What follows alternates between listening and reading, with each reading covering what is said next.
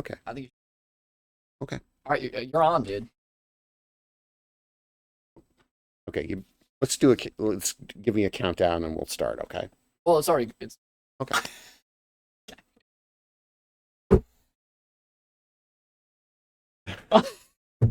five, four, three, two. Welcome to the first edition of the Letter Podcast. I'm Mike Popovich from the repository, and I'm along with Aiden Brueck, who is a senior at Green High School. And we're going to start a new adventure here. We're going to be talking a lot of local sports. We're going to be talking some action with football and basketball. And we hope that we can interact with you as we go along with this. Aiden, you came up with this idea. You're a very ambitious kid, and you came up with this idea, and I'm looking forward to helping you out with this. Aiden and I connected earlier this year. I've been helping him out because he wants to get into a career in sports journalism, and he decided that a guy who worked 34 years at the repository was good enough for him. So, I'm glad I can do anything I can to help you out a little bit. Either him or the home on. I'm glad I'm glad you I'm glad you thought highly of me. No, though. but this is a lot of fun. For those who don't know who I am, and you know a little bit more about Mike, but you don't know who I really am because I'm a random high schooler, Uniontown. My name's Aiden. I currently write about Green High School sports, primarily football, basketball, and I do a little bit of color commentary for our basketball teams as well. I've always wanted to have a career since I started high school, and this is just one of the ways that I think that could really, not only right word, not only like help out, but also get me more comfortable in front of cameras and get me more. See, I mean, I do. I am an actor. I act in local theater here, not in Canton, where we're stationed right now, but I act down out of the valley. Um, I picked up writing.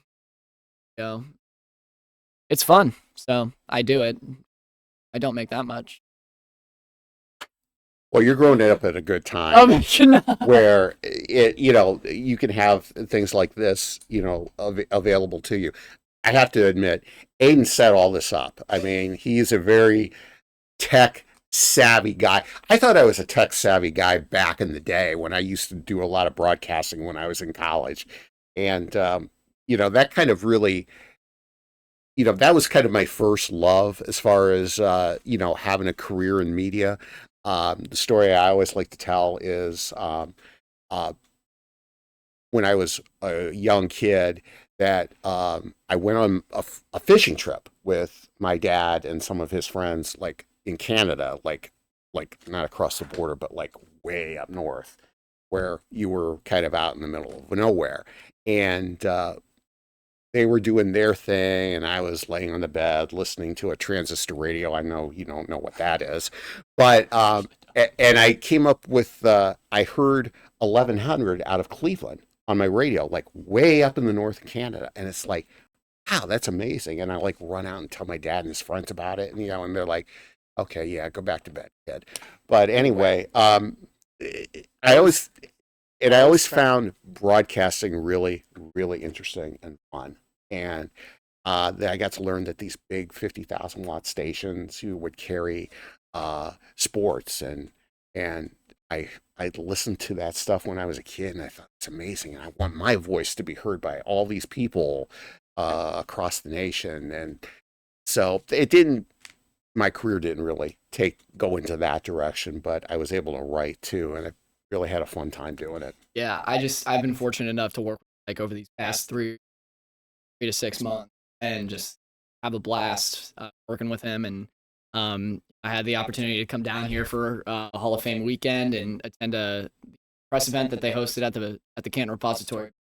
It was so much fun. And a lot of people would not think that a 17-year-old and somebody who's 34 years ever get along. But you'd be surprised. Well, yeah, you would be surprised. I mean, some people, I look at some people from my generation, I really kind of get upset when they, uh, some of them, diss your generation, it's like millennials and stuff like that. And it's like, well, you don't know them. You don't talk with them. I, for a living, talk with a lot of people your age. And I don't have any issues. I've never had any issues, I mean, they've always been respectful. A lot of them call me Mr. Popovich. I correct them and say, that was my dad. Mike is just fine. And, a lot of them are as ambitious as you are, which one of the things that if you want to get into this business, you really have to have is a lot of ambition. Yeah. And, you've set all this up. You're very tech savvy with a lot of stuff, and you're good at what you do. And I think if you stay in this business, you're going to have a good, successful career. Thank you, Mike. There you go. But anyways, it's time to get down to business. All right, week 1 of the high school football season in Northeast Ohio has kicked off. We are recording this on a Sunday, so we are 2 days behind. The Friday games only a day behind all those Saturday games because we play high school football games on Saturdays that aren't scout team. But I digress. We're going to take a look through some of these scores here, give you what we think, break it down for you, and basically catch you up on everything that you need to know about the high school sports season here in Northeast Ohio. So I just wanted to take a look at this. I think that one of the most interesting stories that we saw on this Friday was not only Lake's win, but also Hoover's defeat. I know those are kind of two different things here, but the fact that we have 2 games really ending on special teams units, I think that's something that you don't really see a lot in high school football, but it's definitely something that you would see more in high school football than it would be in college football or professional football. I think that I love my special teams units. I think that they are the most undervalued part of any team. It's your third level. It's your third no, I'm trying to think of this because there was this time where the Greens head coach Mark Geis was talking to me. He said that there are 3, like, I don't know what the right word is, but there are 3 levels to every game. You have your first, which is your offense, second defense, and third, which is 3 phases. He said it was 3 phases. 3 phases. There you go. Yeah. Did you know exactly what I was talking about? Yeah, I did, but phases didn't come up with me either until you said it. You have your offense, you have your defense, then you have your special teams. I think that special teams are the most undervalued phase. Because at the end of the day, that's what it's going to come down to in most nail biters. So let's take a look at some of these. All right. So we have Lake beating McKeesport from Pennsylvania 36-35 after 2 overtimes, which I didn't think was going to happen. I actually was not able to attend any of the games on Friday.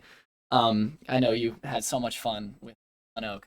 But if you like watching Bo Jackson play, it's fun. It wasn't fun for Glen Oak, but yeah, we can get to that later. We'll get to that later. But no, but if you really were taking a live watch at that game or a live look at that game, Lake really was coming from behind, where they were playing from behind the whole time. Rallying down from 21-7 is always a great game for anybody involved. Mm-hmm.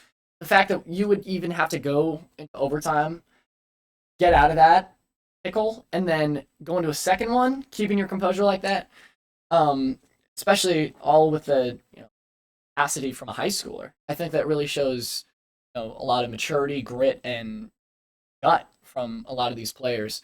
Ida George from Lake take over that role at oh, what's his name? Who's the running back for Lake last Nate year? Baker. Nate Baker. Yes. Nate Baker left. Now Ty George is kind of taking over that role for him. Um, I think realistically, Lake really does have a chance to win if Jackson don't show up as they have in years. Well, they have a really big impact player, especially on defense, named Charlie Christopher. And let me tell you how long I've been doing this business. I covered his dad when he was at Lake, who was a great defensive player, great running back. It was during their first run in the '90s of getting to state championship games, and I really haven't seen a lot of Lake while he's played, but he's the real deal as far as being a Division I recruit and everything. And you know, Lake's always been there. When you think about the Federal League, they've always been there, no matter they retool all the time. And Nate Baker was a big key for them last year, and now they move on from him. And I think too, when you go play a game, I'm not going to lie to you. I'm not going to say I know everything about McKeesport, but I know high school football in the Pittsburgh area is a big deal. And you go over there and play a game, and you rally and pull out a game like that in two overtimes against an opponent like that. That really says a lot. Absolutely, and the fact that they're able to pull that off first place, as we were just talking about this earlier, but um, that is just it's awesome to see Ohio schools finally getting the all these kids effort. Um, and I mean, you saw that with Maslin traveling to Oregon to played all those British kids. Um, and that was nationally televised. That is amazing. And as much as people might have their thoughts about Maslin, you can't deny that if you put them against most teams in the United States, any of like a top 25 team in the United States, they're going to give them one hell of a fight. And I think that Lake doing this to a Pittsburgh team is growing Ohio football they ever have. It's very underappreciated. Right. Well, and maybe we can use this to transition to Maslin, talking about going to playing in Oregon as they did. Um, like you said, the NFL Academy UK team, from afar, it looked like that they gave them a battle. And I think if you're Maslin, um, that was almost the perfect trip for them. They were able to go out and have a trip like that. Be able to bond together as a team on a good trip. Go visit the Nike headquarters in Oregon, and then go play a football game and be challenged. Because you could look at Maslin this year as they're coming off their first playoff state championship, and that's probably a big relief for them that they were able to get through that last year, beat Hoban in the state championship game, and become state champions for the first time in the playoff era. Now it's like, well, we have to turn the page and see what this season presents, and you're being tested like that. Right away, and having probably the best football trip that these kids have ever had. That was a perfect world for them. Going into a season that's going to have games against some very tough competition. Obviously, McKinley at the end. They go play Lakewood St. Edwards again, who won the Division I state championship, a team that Maslin beat last year. So you beat a good team in your week one, you know, they're off to a good start. Yeah, absolutely. Just to piggyback off of that, I just wanted to talk about the up and downs that Federal League had. And a lot of, and the reason I go to Federal League from Maslin is a lot of people that talk about Maslin always. Masson would own anybody in a year. And but I just want to talk about Hoover for a second. That Buchtel team that was able to take them on was one of the teams I would not expect to get over. I mean, I've never really stayed up to date with Buchtel football. What I do know is that Hoover always comes out guns blazing week. And it's always been that pattern with Hoover. I mean, I just want to pull up their week 1 scores from 2023. I know that they beat Buchtel last year in a really strong showing. I mean, they beat Buchtel the last year after that, and then 2021 played Cleveland Heights. So, I mean, you're playing Buchtel for all these years, and you have this idea that you're come out, and it's going to be a close game, but you know that who ultimately always is going to have that extra edge. But the fact that Buchtel was able to even come out in the first place and say, okay, well, hold on for a second. Okay, we're going to switch this up. We're not just a team that you contracted at the beginning of the season to pound on, right? Well, if anybody thinks that about Buchtel, I mean, they're going to get pounded. They're going to get pounded on. They're going to get pounded on. I mean, it's always a good fight for Hoover, and it's always a good fight for Buchtel. The fact that they were able to have another closer game this year, but to end on a play like that, that field goal, I think it. You look at Hoover too. I mean, they're probably from the story that I read that Josh Weir wrote that Hoover had some opportunities in Buchtel territory that they couldn't take advantage of, and you talk about special teams. There was a play in that game that clinched that game for Buchtel. They block a Hoover field goal attempt down in the final minute and return it for a touchdown, and boom, it's 22-13 victory. All game. And you see that final score and you think, oh well, I mean, it's not really that much of a. And you take a look at the box score, like, wow. I mean, that's just. And you see it's 22-13. And you see it's 22-13. And then you're like, oh, this kind of makes sense now. But realistically, I think if Hoover makes that field goal, they come out with another win. But Buchtel said not today, obviously, and always goes back to that third phase. It always comes down to special team. Yeah, and that's a huge win for Buchtel. Absolutely. Because they're going to be. I think you're going to call up their schedule there. They start out the season with 3 really tough road games. They play at Warren Harding next week, and then they play Holben, which should be a really fun game. To follow in the Akron area. So if you can come out of your season opener at Hoover with a win, that puts you on a good track towards the rest of the season. I mean, and that's just the confidence kids need in high school. Because I think that a lot of high school football always boils confidence that these players have, and a lot of times watching from the fans, and the truth is, really, it really just depends. If a kid is confident, he's going to do the job. If a kid is confident, he's not going to do the job. And everybody's going to be surrounding him.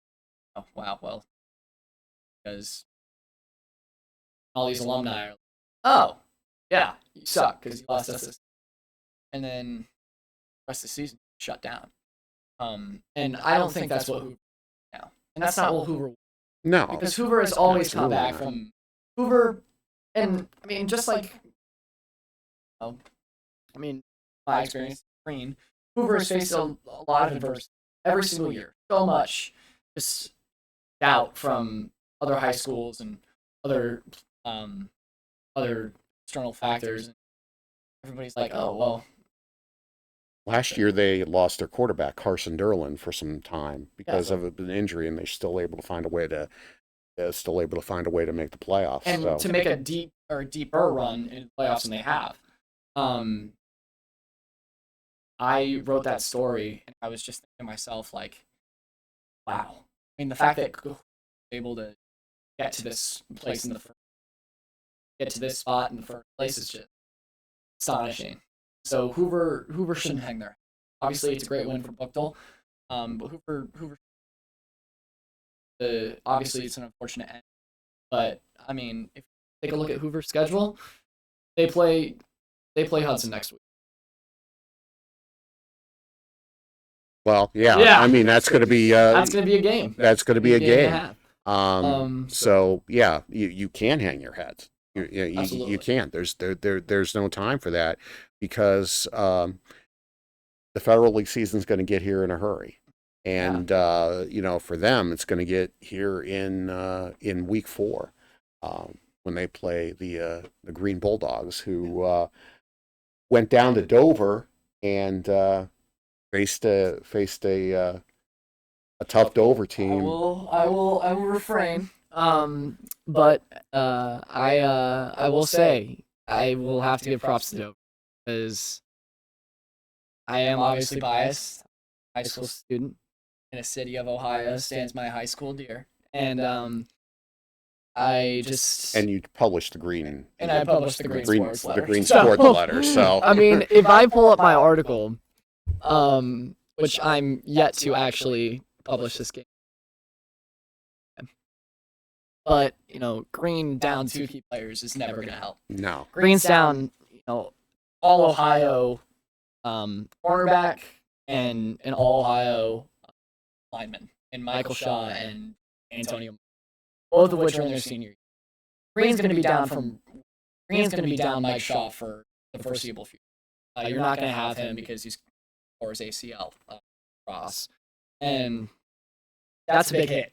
I'm not going to lie. That stinks.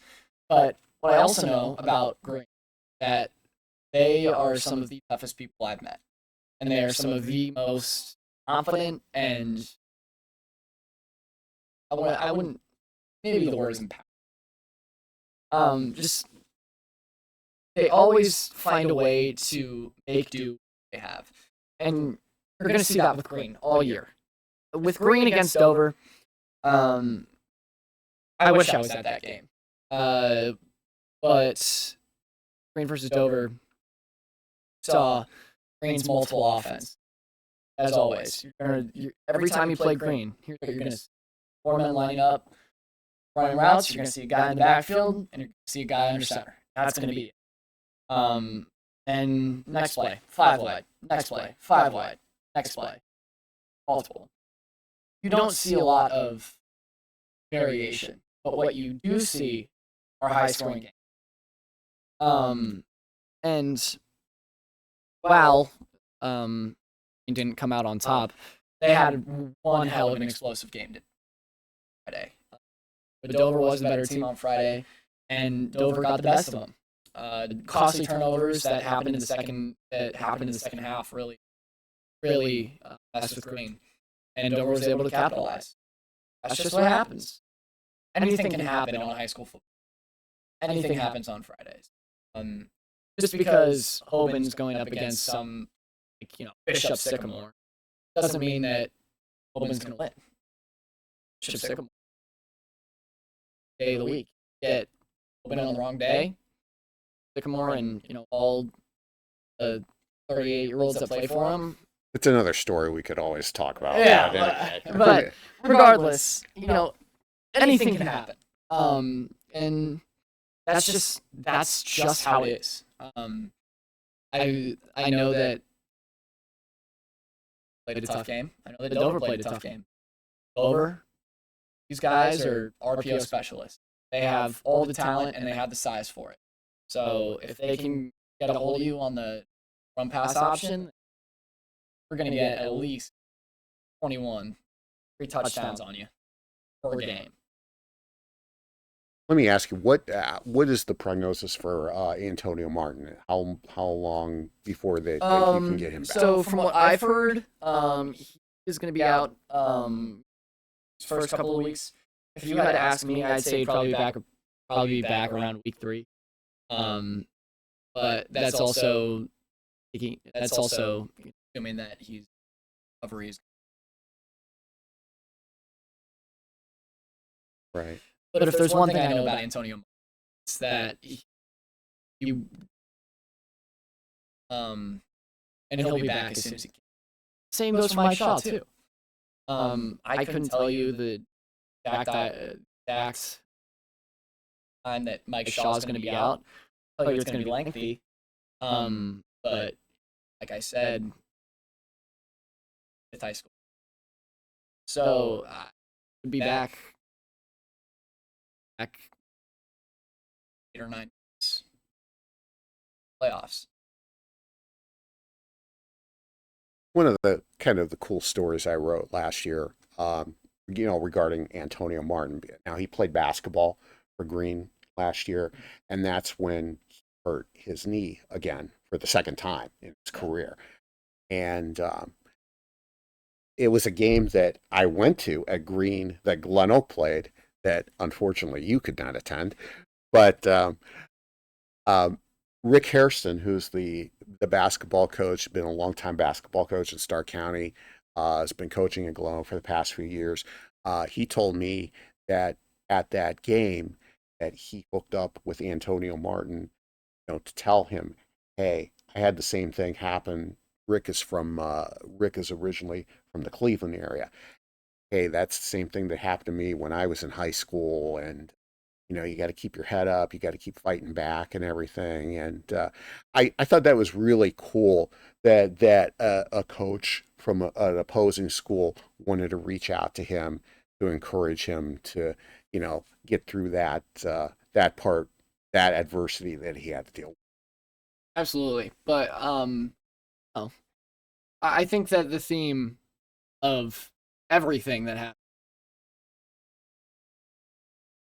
anything can happen. And so we're just gonna have to see, and we're gonna have to wait.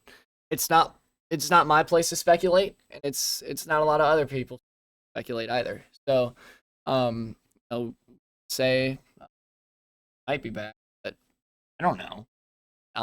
The only person that knows that is Geis and Martin.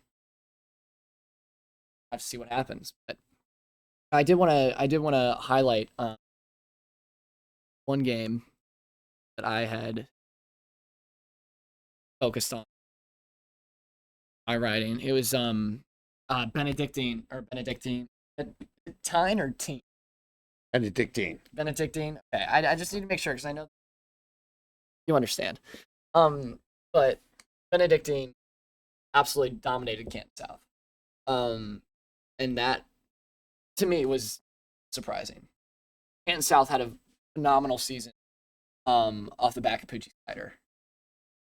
And the fact that Poochie, after that handed us, was just if you know Poochie, you're not surprised though. That's the thing about that kid. He when I found out, I went to that game when that happened, and that's amazingly enough, that's the game where he's at the all-time Stark County record passing, and then he ends up busting his finger in that game, and never missed time. Never missed time at all. No. But I digress. So we'll get back to where you were. Anyways, we're trying to focus on here. To me, I was not expecting Canton South to go down like that. Benedictine scoring 26 and never ideal. But like we've been saying, it's not week 1 is not the time where you need to hang your head. You got a hard week 2 coming. And South, I mean, they got big kids. Got big kids in South. They're going to be successful this year. focus on what's what's in front of you. Don't focus behind you because what's behind you is behind you. So Right. And Matt Dennison, their head coach, who came from New Philadelphia, who had some guys who went D1 at quarterbacks who went D1, um, they were able to, recover from their losses. Now, I'm not going to, mince, I don't know if mince is the right word, but I'm not going to, I'm just going to be truthful about it. Poochie Snyder is going to be real nice.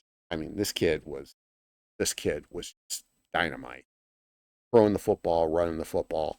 So, um, they're just going to have to, they're going to have to overcome that. And, if they can, once the Pac-7 season starts, if, they can make some ground up in there, yeah, who knows? But, like you said, week one is, not worth overreacting. I'm sure they were hoping for a better performance. Um, Benedictine winning was probably not a big shock, but the margin of victory, I think, was. yeah. Yeah.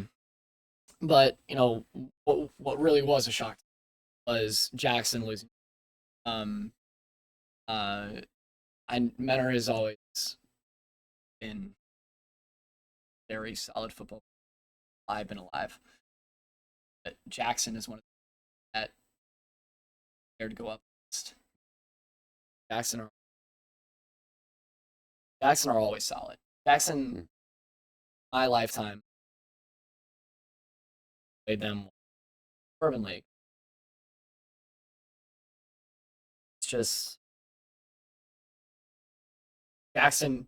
Jackson is Jackson, and that has always been how it's been.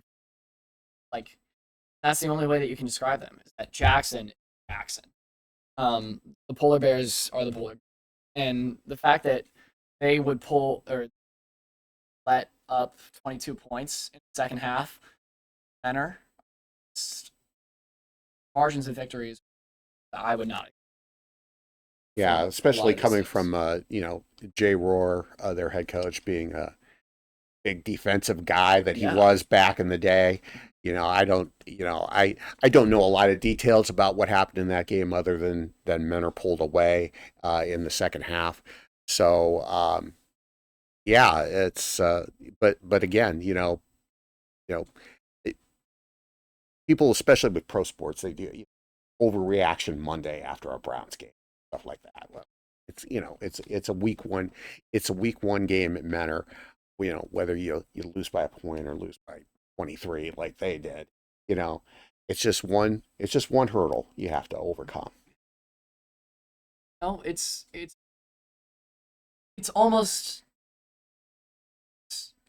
almost impossible to go through a high school football season without at least one loss.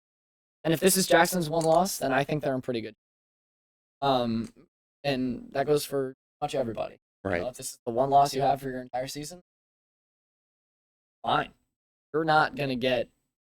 I mean, it's not gonna get any worse. Um, it's no, it's easy to hit rock bottom,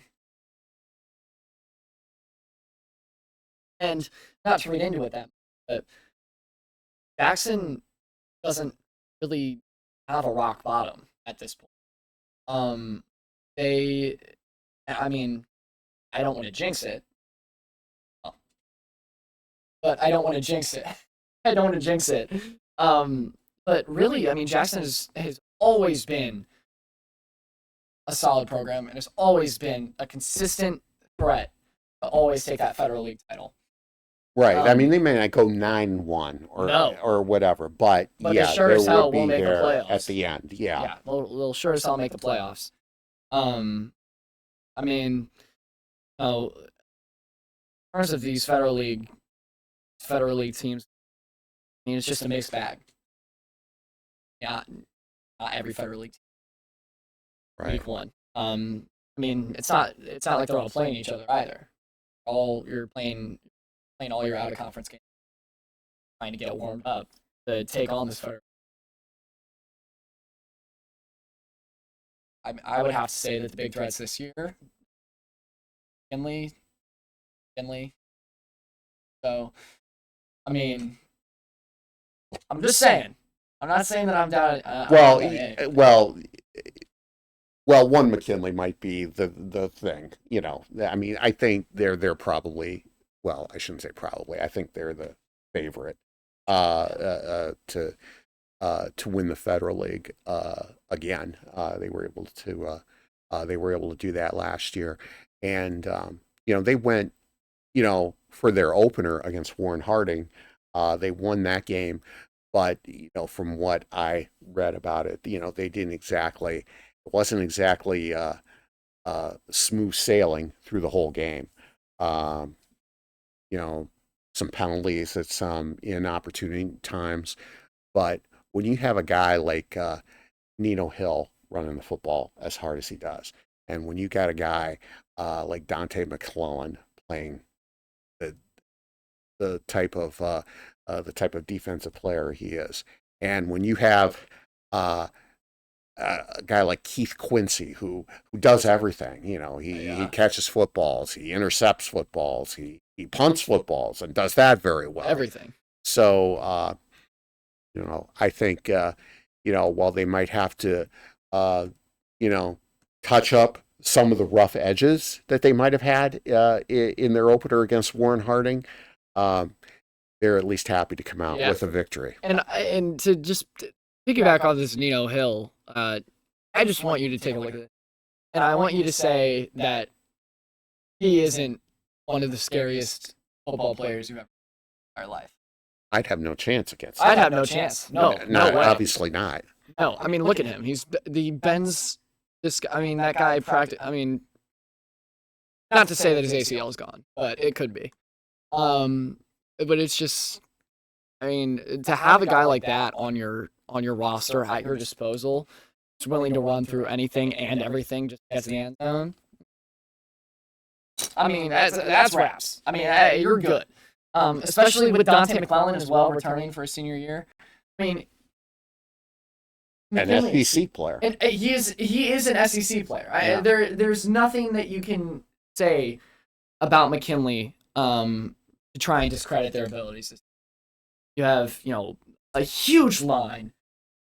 Nino Hill running the football for you. Dante McClellan doing it all. It's just astonishing. I mean, playing in the Hall of Fame stadium has its perks. But I think McKinley truly is a force to be reckoned with this season. And you know what? I'll say this now. If McKinley continues, and if McKinley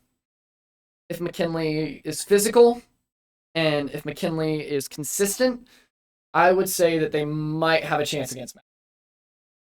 Well, yeah. I mean, that's going to be maybe one of their biggest hurdles. I believe next week, though, is a big hurdle for them, too, a big test for them. They play Avon, I believe. That's next week. Yeah. So they play Avon next week, and then they play Detroit Cass Tech. Which is, like, okay. So I'm not going to sit here and say I know everything there is to know about Detroit Cass Tech, but they're coming to Tom Benson Stadium. One game at a time. They play Avon next week, which I think if people know a lot about Northeast Ohio football, Avon has been a really solid program. Hey, Mom, sorry I missed your call. Okay, Dave spilled our new rug, so... Thanks, Max Preps.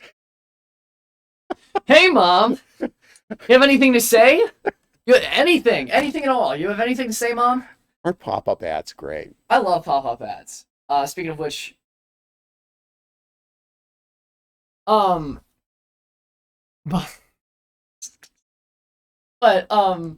if we take a look at Avon's schedule this year, St. Iggy, first week, 42-21.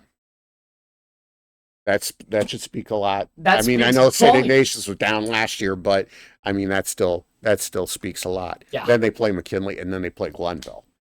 So I really like it. I mean, I really like it when teams really challenge themselves like that at the beginning of the season.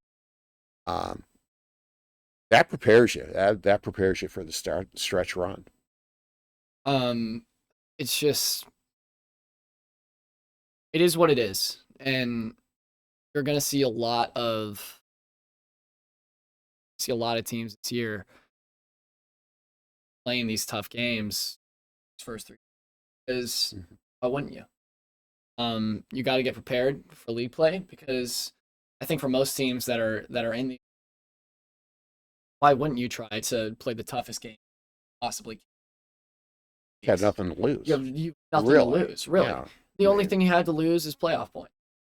Playing HSA. So sometimes you need those tough teams to put yourself in a good position. Yeah, and I'll always use this analogy. So I mean,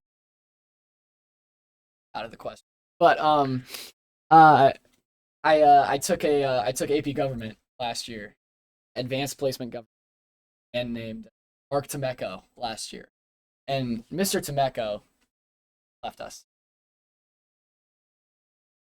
One of the best teachers I've ever had, and he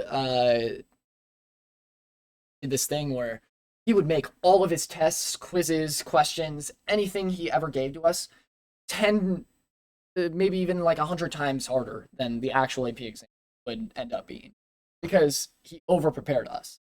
And over preparation is something that is very important early weeks of any sport. Because if you're challenging yourself now and you're playing at such a high level by week 3 that you're like, oh, well, like, okay, we put up 12 points against Massillon. I mean, they scored at least 60 on us, but we put 12 points up against them. That's still like that still is like wonderful. That is a good sign for what's to come in your league play. Man, if every coach was like Mr. Temeko. If every coach was like Mr. Temeko, what the? Every coach was like Mark Temeko, who's currently at Holy. I mean, I had a teacher once that was like, well, okay, well, on this test, I would know about this. I would know about that. So that guy was the opposite of Mr. Temeko. Yeah. But it's just you can see where we're going to be going with this. We're going to go off on our own little side stories here throughout this. So don't mind us. Don't mind me. No, don't mind us. No, don't. No, you should mind me, but you don't need to mind. No. Mike. No. But I think that week 1 high school football season is perhaps done. After all that off-season training, got a lot of kids coming into varsity football. At least the varsity snap. A lot of kids that are playing varsity snaps, they've never started varsity before. You're throwing all these kids into the fire, and soon enough, they're going to get used to it. And soon enough, those kids are going to start to carry. And Lake has one of those rosters. I don't want to compare it to like a farm system, but when you're playing in these youth leagues, Lake has one of the best feeders.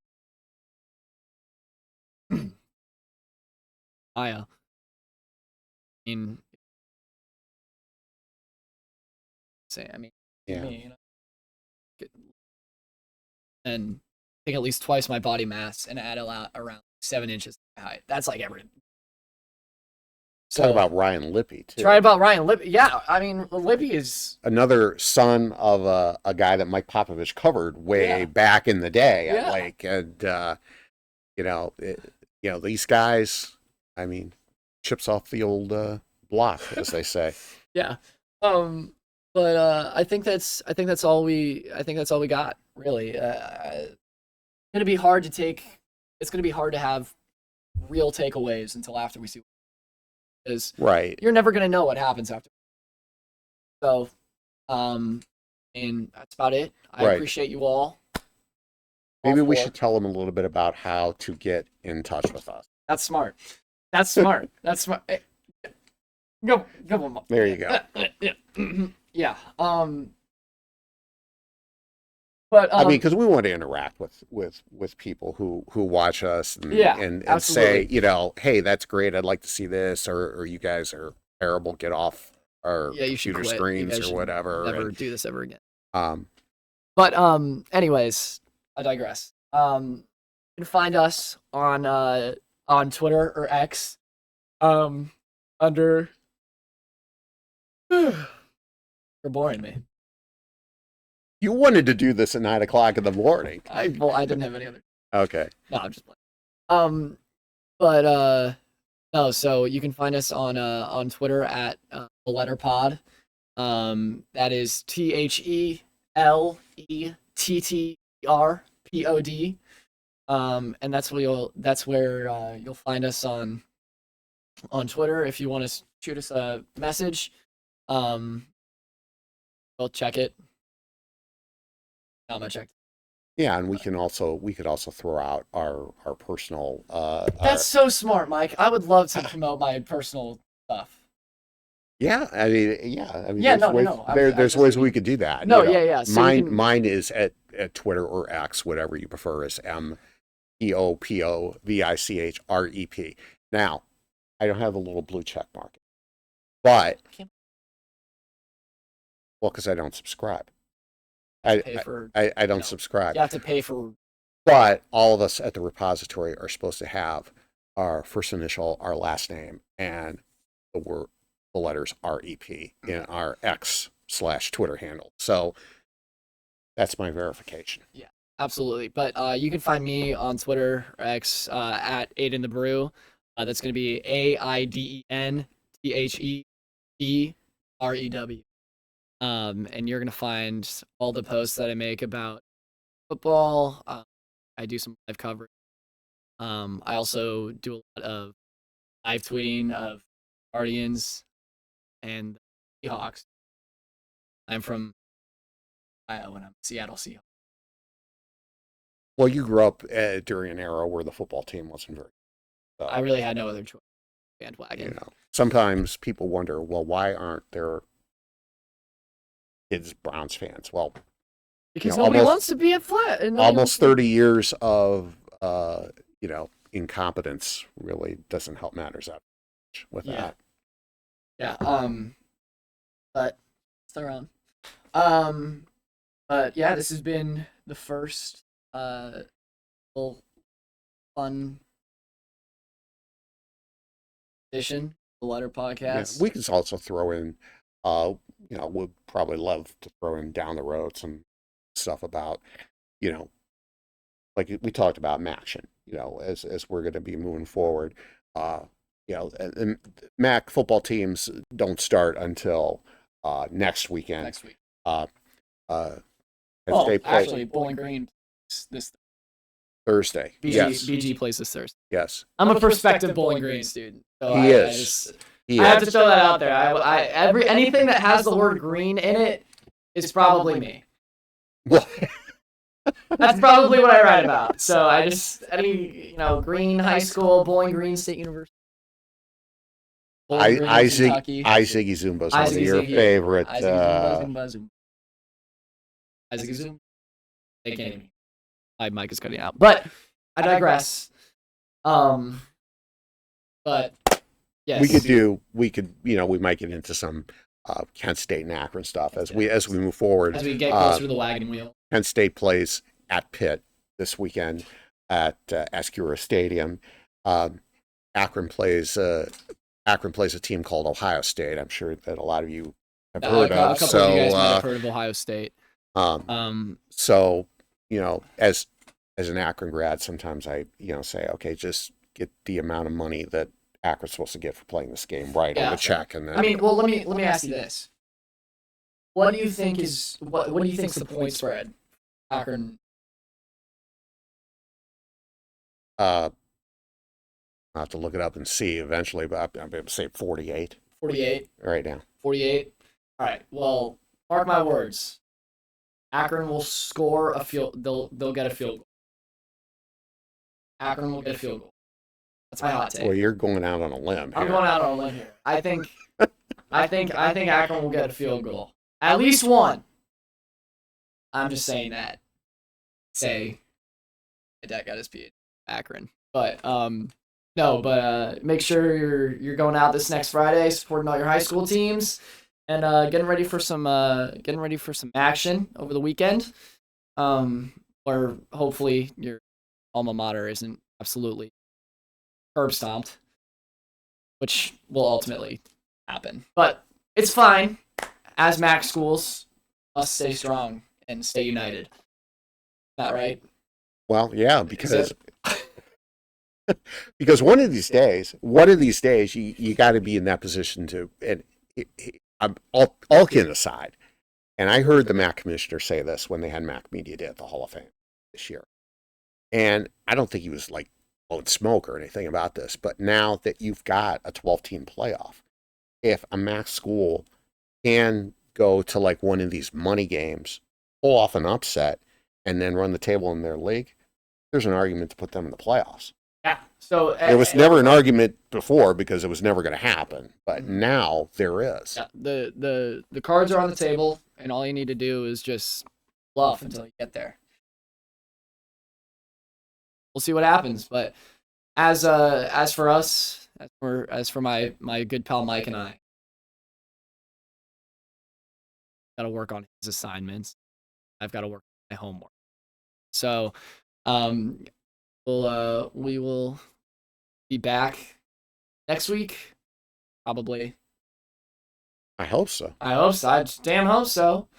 I enjoy doing this. I have fun. Well, we got to come back next week. No, guys. I by the way, I need to let it be known that I actually don't hate him.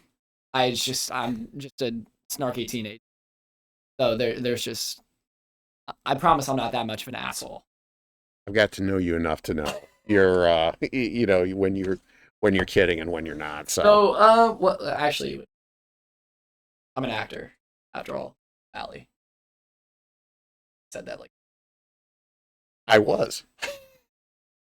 No, I'm just playing. But everybody have a nice week. We'll see you next week for this coverage of high school football up here in the Northeast Ohio area. This is Aiden Brueck. Mike Popovich. You forgot already? No, I didn't forget. I was letting you. Oh, you just let me say Mike Popovich. No, this is Aiden Brueck and Mike Popovich. Signing off. Yay!